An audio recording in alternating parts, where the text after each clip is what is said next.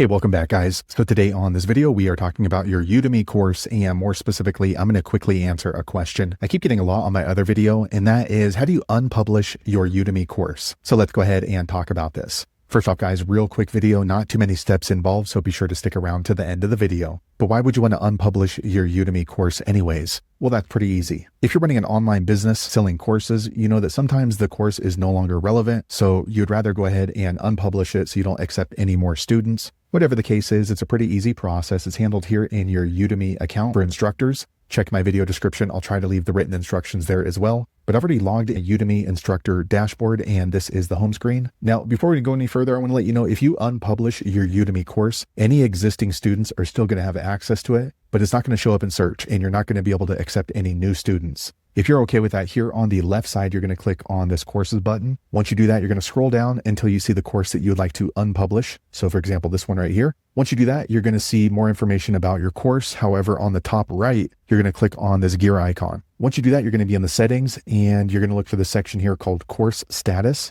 And in order to unpublish your course, click here on unpublish. Now just note that if you're going to be unpublishing your course, they let you know new students cannot find your course via search. However, existing students can still access the content. So there you have it, guys. If you're wondering how to unpublish a course on Udemy, that's the easiest way I know how to do it. If you know an easier way, be sure to leave a comment below. Let the rest of us know how you did it. Hopefully you found that video useful. If so, click thumbs up or maybe consider subscribing to my channel, and I hope to see you on the next video. Thanks again for watching.